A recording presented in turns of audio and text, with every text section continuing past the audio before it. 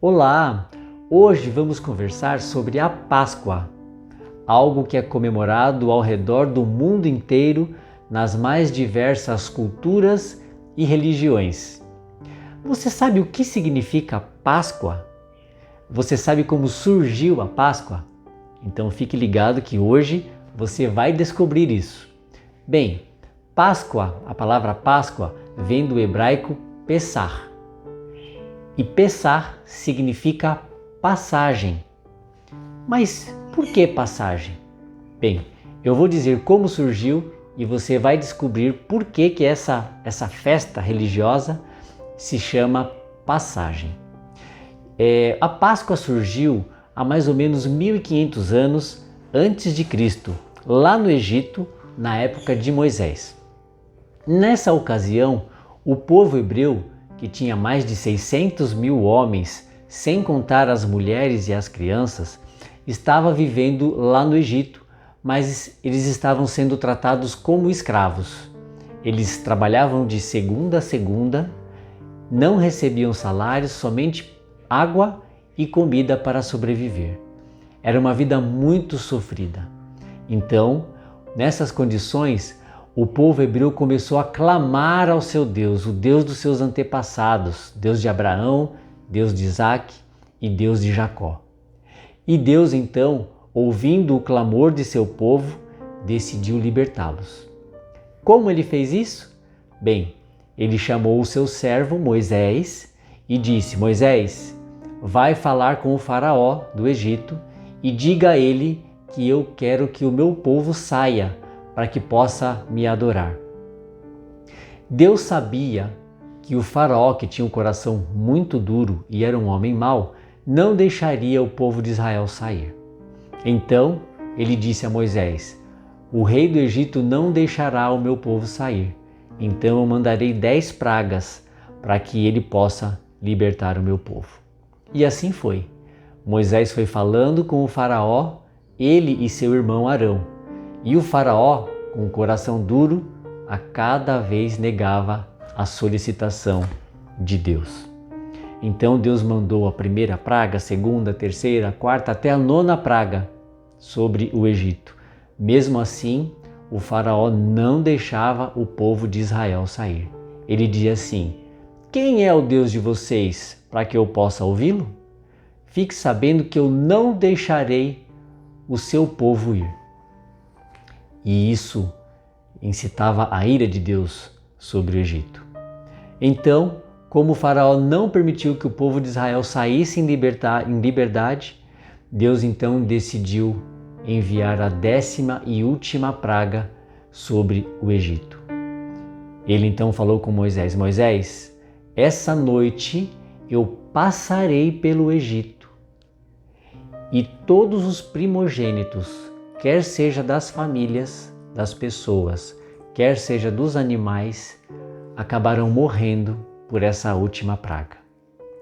Então, para que vocês não tenham seus primogênitos mortos, vocês deverão fazer o seguinte: vocês vão matar um cordeirinho de 1 ano sem defeito e vão preparar um jantar com esse cordeiro. Junto com o cordeiro, vocês vão comer pães sem fermento e também ervas amargas. E quando vocês se prepararem para jantar essa noite, vocês deverão deixar as coisas prontas, porque nessa noite, quando eu passar pelo Egito, vocês serão libertos de uma vez por todas da escravidão. Mais um detalhe, disse Deus a Moisés: o sangue do cordeiro que vocês matarem, que cada família matar, deverá ser passado nos batentes das portas, tanto nas laterais quanto no batente de cima.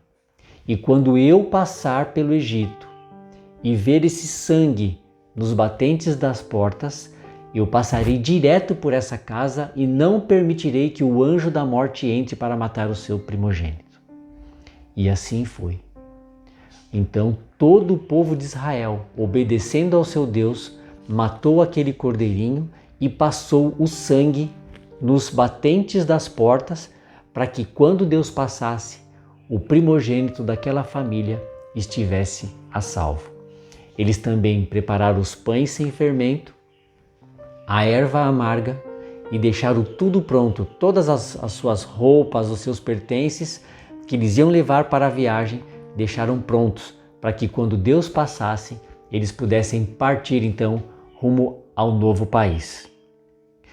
Quando chegou a meia-noite, começou a ouvir-se gritos lá no Egito.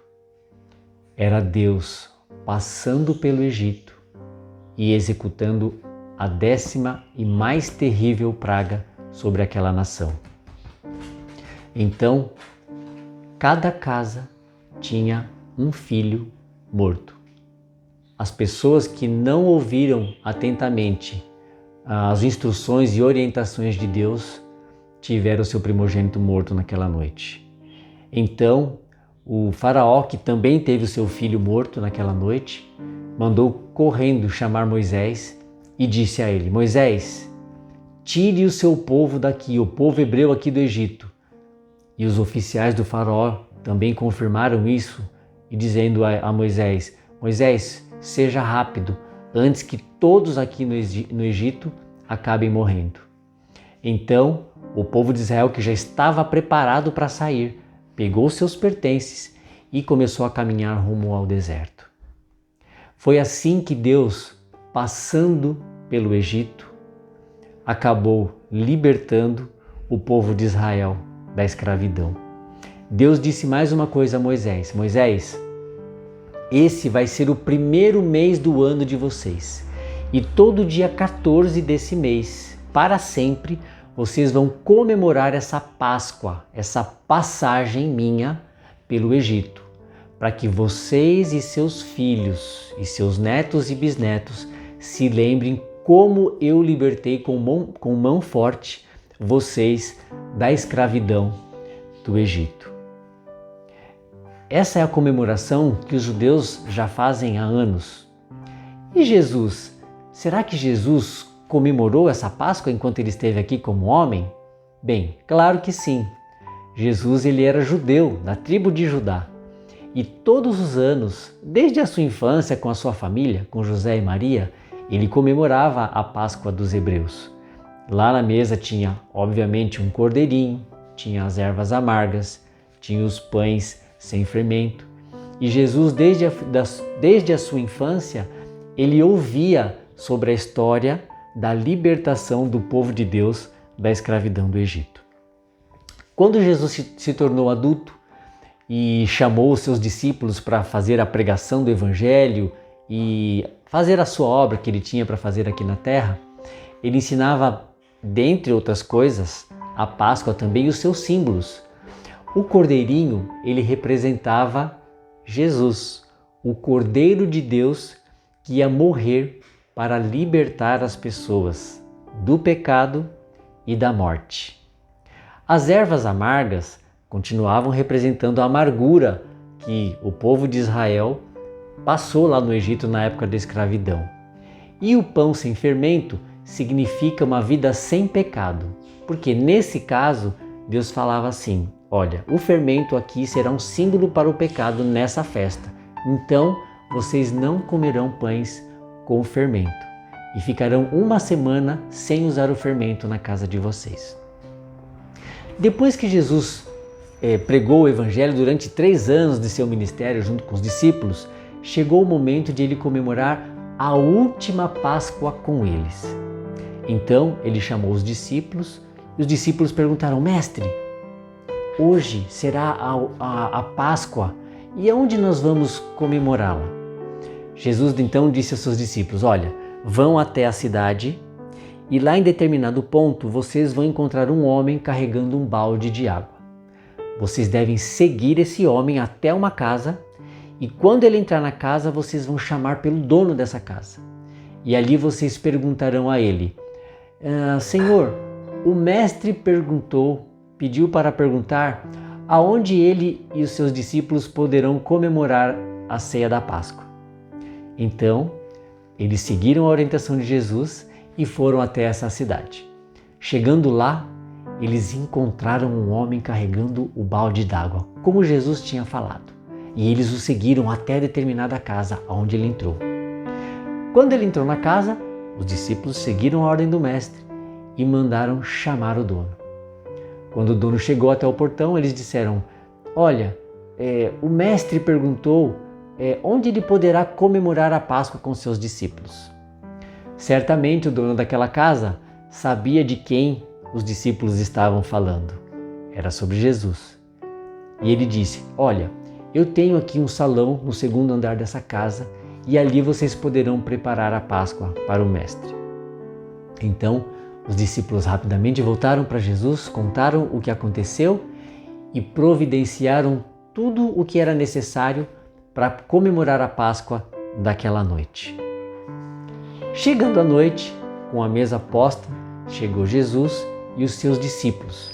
Chegaram com os pés empoeirados pelo chão da rua de terra e as suas sandálias.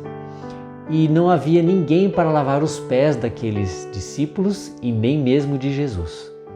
Então todos ficaram apreensivos, esperando alguém para lavar os pés uns dos outros. Jesus então aproveitou e criou uma nova cerimônia. Ele deu um grande exemplo de humildade e de serviço para aqueles discípulos.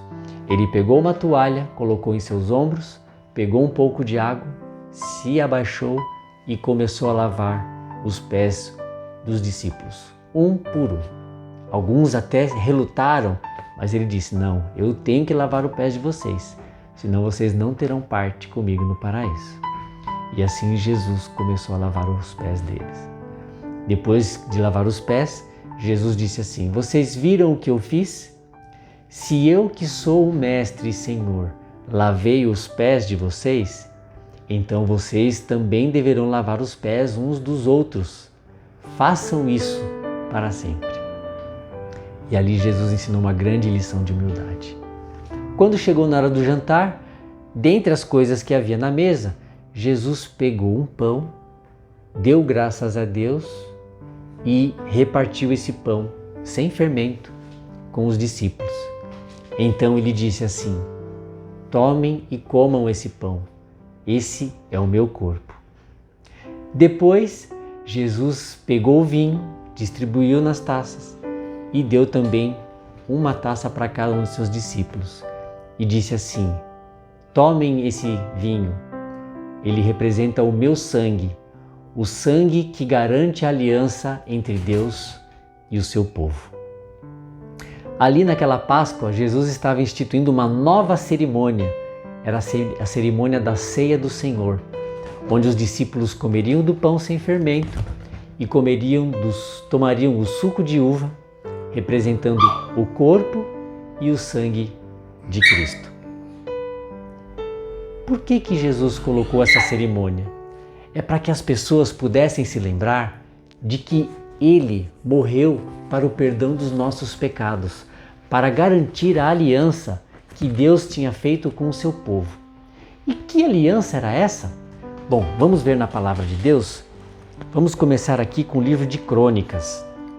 O livro de 2 Crônicas, no capítulo 7, no versículos 14 e 15, Deus disse assim: se o meu povo, que pertence somente a mim, se arrepender, abandonar os seus pecados e orar a mim, eu os ouvirei do céu, perdoarei os seus pecados e farei o país progredir de novo.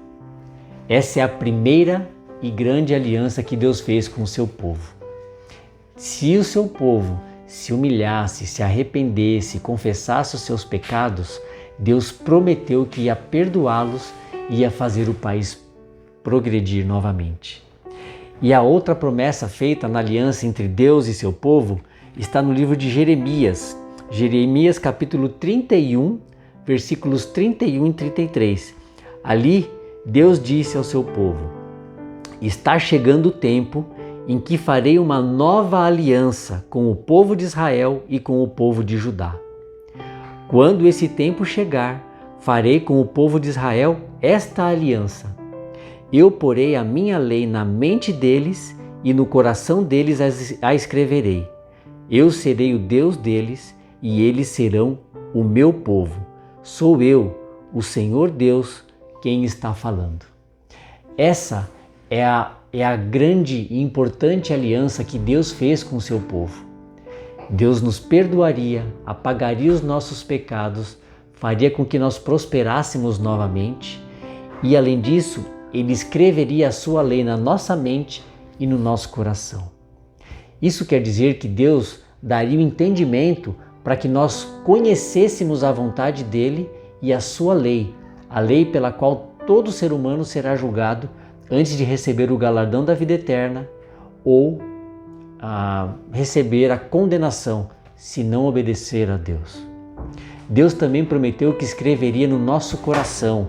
Isso quer dizer que Ele operaria em nós o querer e o efetuar, o querer fazer a vontade de Deus e fazer a vontade de Deus realmente.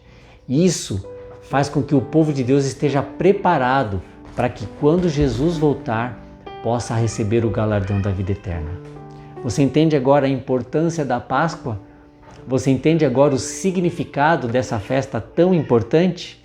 Então, toda vez que chegar a Páscoa anualmente, lembre-se que Jesus morreu por você e foi pendurado numa cruz, derramando ali o seu sangue, para que pudesse garantir essa aliança que Deus fez com o seu povo. Se você gostou desse vídeo, por favor, inscreva-se no nosso canal, dê o seu like, compartilhe com as pessoas para que todos possam conhecer a grande obra que Jesus fez por eles e também para saber o verdadeiro sentido da Páscoa. Deus abençoe vocês.